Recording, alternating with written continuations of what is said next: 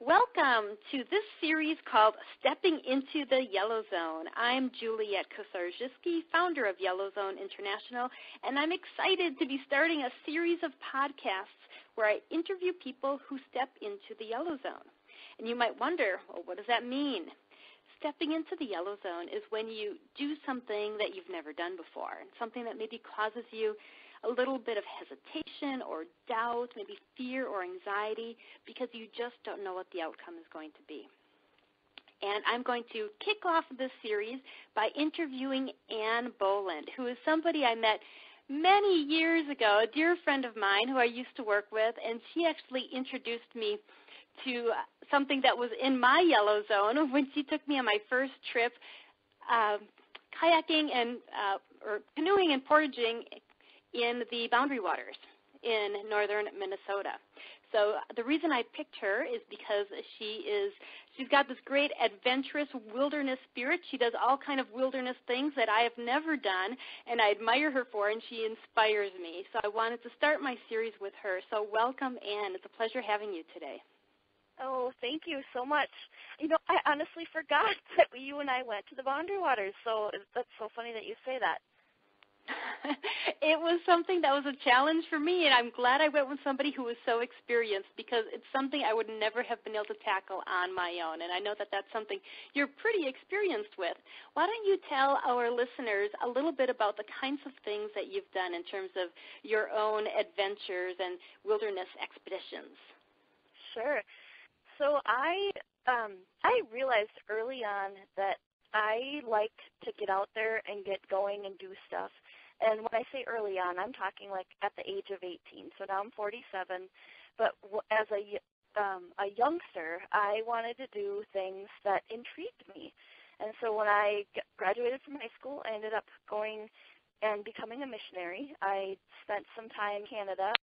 I worked with First Nation people in Eastern Canada called the Mi'kmaq tribe, and did missionary work with them. And it was totally out of my comfort zone. It wasn't even in the realm of, there were a group of people that didn't necessarily know Christianity at that time, and that's where my focus was at that time. But it was so intriguing to just see how they lived. They were normal people. They lived like you and I would live, but it wasn't just one small example. I wasn't a coffee drinker. Well, the way that they made coffee was they boiled the heck out of their coffee grounds, and then they served it to you. And I thought, oh, sure, I'll try coffee for the very first time. And I just remember being wired for 3 hours after that. But so it was just very interesting to just do that and experience a culture that I wasn't really familiar with. I grew up in pretty much what I would call a sheltered life. So it was just very interesting to learn somebody else's culture. And from there, I, fast forward several years, and I went to an ancient school of wisdom. So there I learned a lot about manifestation and meditation and really creating, in this particular thing, I really learned how to create I don't know how to say it, but more like creating your own lifestyle, or creating the things that you want, or manifesting or learning about what you want, and then really putting your focus to that. So those were some of the more internal, more cultural things that I did. And then from there, I did a lot of, like you mentioned earlier, lots of Boundary Waters trips, lots of canoe wilderness trips. There was a couple of trips where on 2 separate occasions where I became injured while I was out in the wilderness, and I had to ask for help, which is so not my norm. But in one case, didn't know it at the time, but I ended up popping my Achilles tendon. And oh my, out in the wilderness with nobody around. Yeah, so we're like a week into the wilderness, and when we do trips, we don't do the whole let's go in 30 minutes, hang out for 2 weeks, and then come back.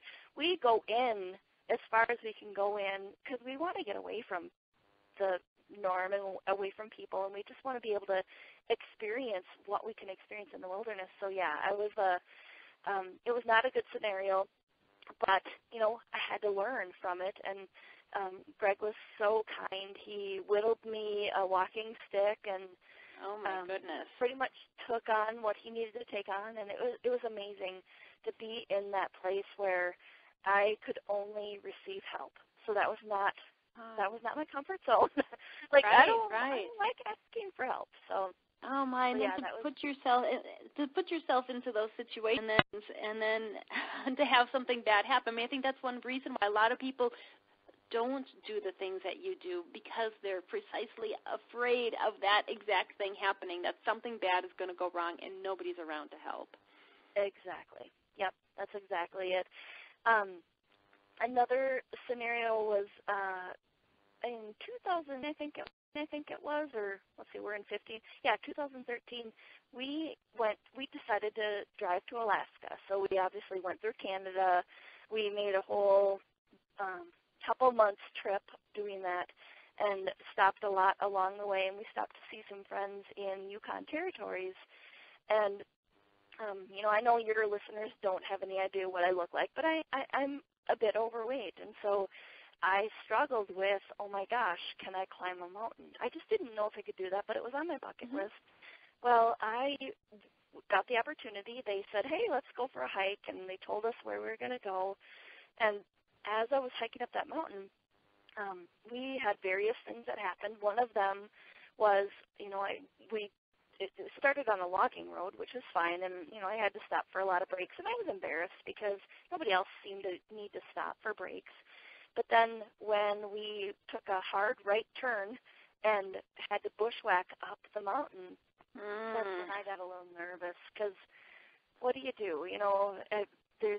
Everybody else is fit, and they're wanting to go up this mountain, and I got halfway up, and I did fine, and it was at that point halfway up that I realized, okay, I need to kind of get back to basics. And I kind of took myself through a process, and literally the process took like a minute. So it wasn't like I spent half a day contemplating, okay, what should I do? Right. But I took like a half a minute and just said, okay, what do you know for sure? And the answer to myself was, I've already gotten myself this far, so I know I can do this. I also know that these people are very supportive. And two other things that I knew to be true was there was a storm coming in, so it's not like I could just sit there. And the second thing was there were bears in the area. We knew this. We'd seen signs of bears. Oh, no. That's another thing everybody fears, going into the wilderness and having bears. Yeah, well, and I'm not afraid of bears necessarily, but I knew that it wasn't an option to separate myself from the group. So I did what I could, and I literally just took it at my own pace, and I didn't know at this point if the people I was with were okay with me taking my own sweet time. I didn't know it at this point. Thankfully, later on I learned, yes, they were perfectly fine. They understood it. They knew it was an accomplishment for me, but I didn't know that at that point.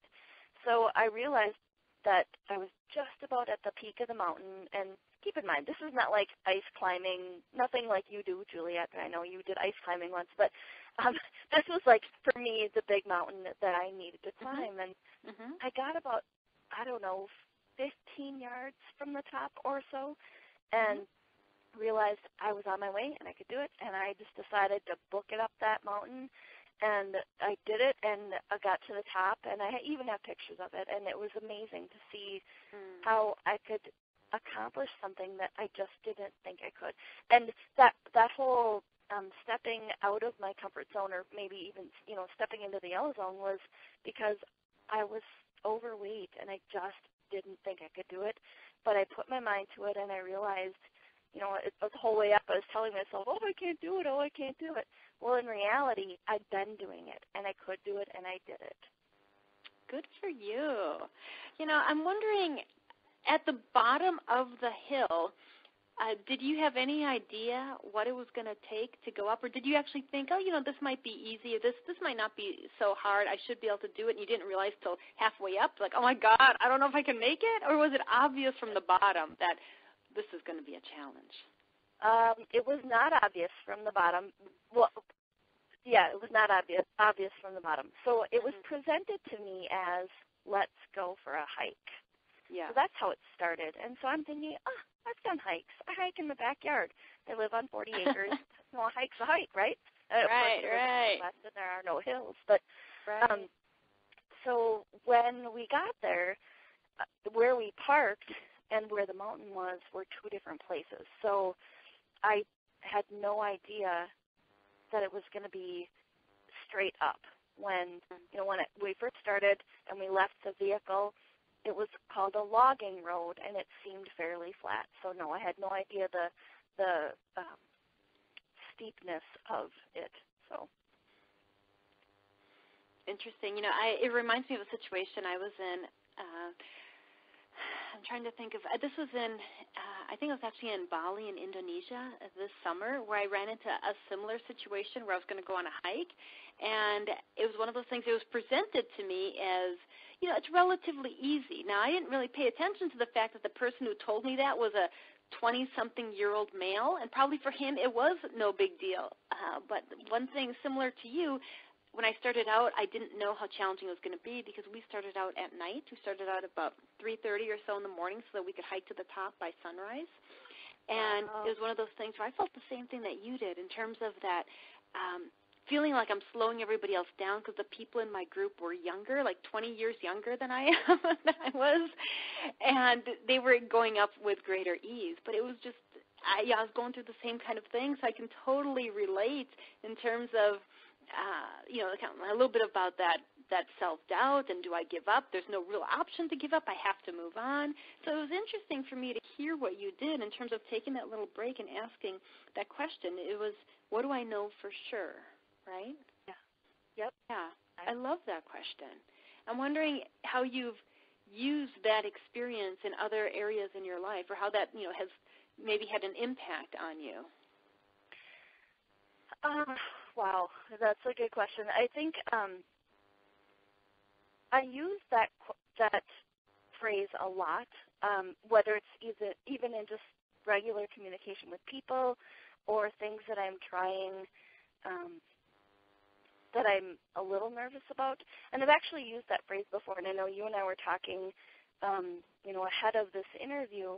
I used the same phrase when Greg and I were in the Boundary Waters, and we have solo canoes. So we took our maiden voyage with our solo canoes. Now, solo canoes, if anybody doesn't know, it's a canoe, obviously, it's a one-seater. So instead of a tandem, which are two-seaters or even three-seaters, this is simply just an individual canoe that we use. And we had gone into the Boundary Waters, and we were on some big water, or a trip, actually, was supposed to go through a bunch of different big waters, so big lakes is what that means. And neither one of us had really, we're great. We have experience in canoeing. We have experience in wilderness. We have experience in camping. And I don't think either one of us really thought about what would happen if we got separated. Now, each of us individually, we know how to handle that. We're well aware of how to make a fire and how to take care of ourselves. But on this particular trip, we had no idea what we were about to embark on.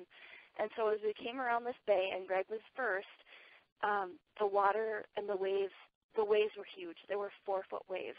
And 4-foot waves in a canoe? Oh, my goodness. So for people who don't know, what a solo canoe feels like, picture yourself in a kayak. Let's just pretend you're in a kayak. But that's what was happening. So Greg, all of a sudden, I would see him on the top of the wave, and then he didn't sink literally, but he went to the bottom of the wave, and then I couldn't see him, and then he was on the top and then the bottom. And I watched him for several minutes, and I don't know, I want to say 30 minutes, but honestly, I don't remember how long, but it was scary. So I could see him, and then I couldn't see him, and it was at that point it dawned on me, what if? What if he capsizes? What if I capsize? Which way is the wind blowing us? Let's say if we capsize, or one of us does, and we get stranded on an island, which is logical. I mean, there's small rocks or islands all over the place. Mm-hmm. If we capsized, who moves to who? So if he gets to an island, and I go to a different place, and we're blown in, what do? Do we call for each other? Do we flag each other down? Do we go to each other? What do we do? And so it was on this particular trip where I realized, the whole how do we handle it and what would we do going forward, that question has to be asked in the context of how do you prepare for that. Like, I don't know if that makes sense, but you have to prepare for stuff like that. And it was at that point that I realized, for so long, many people talk about, no one never asks the what ifs, don't dwell on the negative. Like a lot of people positive, right? Be optimistic, right? And all of that's, beautifully thought out. Like, yay to those people who think about that stuff. But there are really actually some times, wilderness adventure included, where you do have to think about that. You have to think about, okay, the what if. So if I get stranded here and you get stranded there, how are we going to communicate?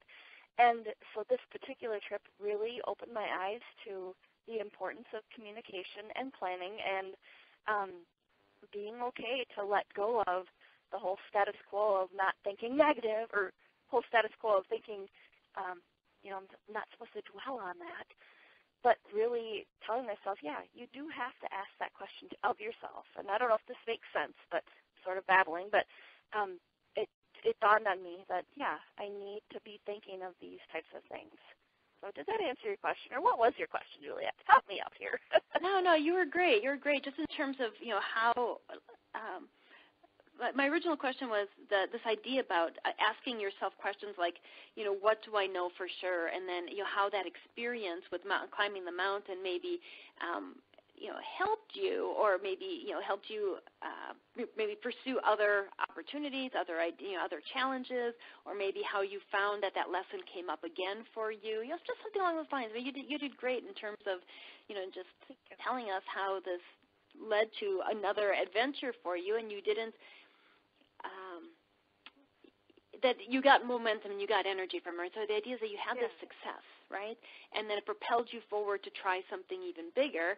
And from taking on something that was even a little bit more dangerous, perhaps, because of these 4-foot waves when you're in a solo canoe, you realized, whoa, I can't maybe just jump into something just for the thrill and excitement of it. Maybe I really need to do a little bit of planning.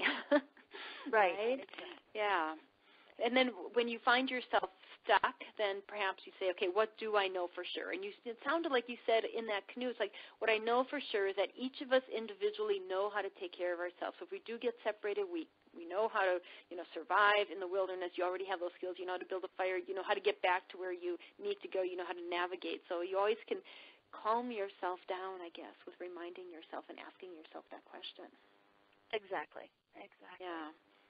And now also, a lesson you take forward is to do some of that planning and be willing to ask for help and ask those questions that you might not have thought needed to be asked, or you were embarrassed to ask, or felt somehow wrong to ask, because you're by asking the question of what happens if something bad happens.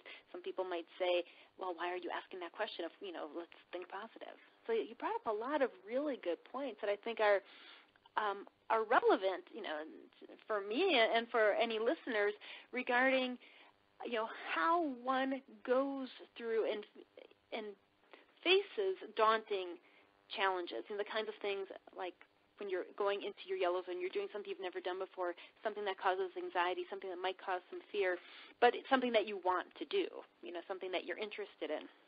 So you're bringing up some really good points. I want you to just start bringing this to a close by telling us a little bit about how this attitude and how these kinds of experiences have shaped your life, and maybe what possibilities they've opened up for you, what new ideas they've given you, or just in general how it's been affecting you, how it's benefited you. Sure. I think in terms of the possibilities that it's opened up for me, I feel because I've had the experiences that I've had and allowed myself to ask those tough questions and not necessarily follow the status quo, I think it's freed me up to do to do more adventurous things, or to be okay with doing more adventurous things. I guess I feel a little bit more freer to just step outside of what what I learned growing up, we were in a very traditional family, so I learned a lot of things that were the things that you should do or you have to do. But with these experiences, it's helped me see that, wow, I really can do this. And this meaning I can do this adventure, I can step outside of my comfort zone. And I've also learned that just by me looking at the willingness of me wanting to do these things and the willingness to look inside myself, it's helped me a lot in my communication style with other people, or just my communication in general with other people, whether it be family or friends. Yeah, I think, I'm not going to promote what I'm doing in terms of my own business, but I do a radio show where it talks about conversations that matter. So in my background, I'm a communication studies major, and I find it very important to talk to people about or help people with their communication style, or the way that they communicate. And some recent experiences I've had, you and I haven't talked about this yet, but having some family members who all of a sudden need additional care, so care outside of the home. They're, up there in age, and they need to be either in transitional care or long-term care. And some of my family members have not been comfortable with that next step. So the things that I've taken from my own experiences of being outdoor adventurer and in the wilderness, I've actually used as a way to communicate with my family members about how do you feel, or I'll ask them, how do you feel about how our mom is doing, or how there's a few scenarios going on here, and I want to be vague, but anyway, I ask them, how do you feel about what's going on? And so I'll ask them that question, and then I'm a little bit more forgiving about their answers, because I'm seeing how they communicate, and I'm seeing how their adventures are kind of playing into how they communicate. And I don't know if that makes sense, but long story short, my experiences help me in the way that I communicate with others, I guess is kind of what I'm trying to say. Fantastic. And I think that's important for listeners to hear, that having experiences in the wilderness are not just about having experiences in the wilderness, right? That the things that you learn through all of that really can affect other areas in your life and help you in relationships, in business, or whatever it is that you might be pursuing. Yeah, well, very well put. That's perfect. You said it better than I said it. All right. Because people might be curious to find out more about who you are, hear more about your adventures, or about the kind of communication skills training that you do, why don't you just go ahead and let people know what your business is and how they could reach you? Okay, sure. So my business it's called Boland Training and Development, and I do. It started off as doing customer service training, team building, and employee engagement, and what it's really morphed into now is about learning how to communicate with your team members. So I do a lot of training around communication. How do you communicate with your direct reports? How do you communicate with your downline or your upline, depending on the language that you use? Mm-hmm. And I teach the ways or the best methods on how to stay engaged as a team while you're building your business.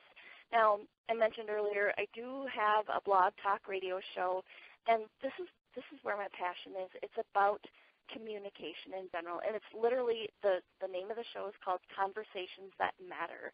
So it spans across everything: conversations with family, friends, coworkers, upline, downline, direct reports, whatever. But it's really on how to there's tips on how to effectively communicate with the in general, and I talk about some pretty interesting topics.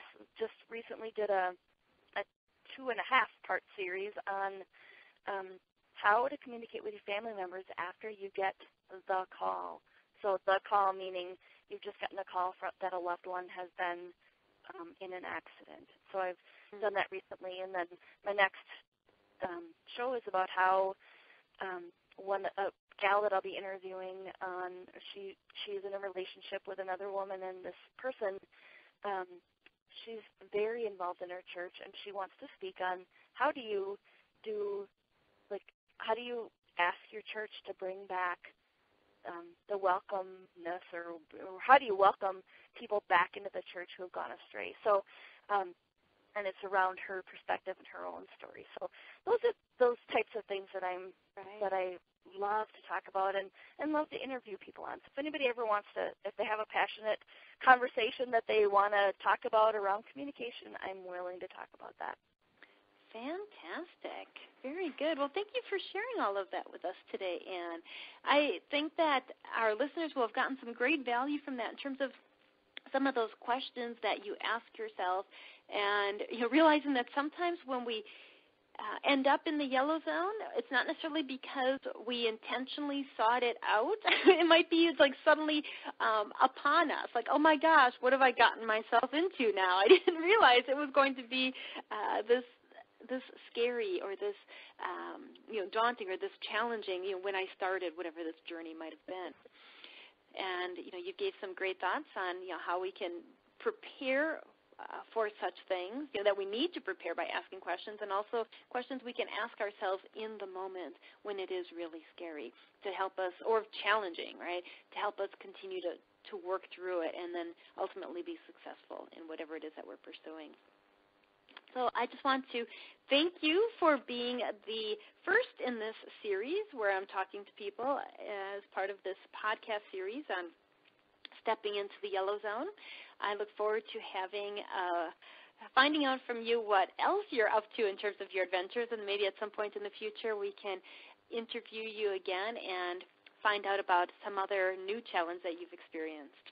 So in the meantime, for all of our listeners, I want you to stay tuned for whatever new podcasts will be coming out. I'm planning to do a series of these, so if you or somebody you know might have an interesting story to tell about a time when they stepped into the yellow zone, certainly let me know. I would love to interview them. And keep coming back, checking out our calendar, and finding out who's next up to be interviewed. So we're going to be signing off now. This is the conclusion of this podcast for Stepping into the Yellow Zone. Thank you, and have a good night.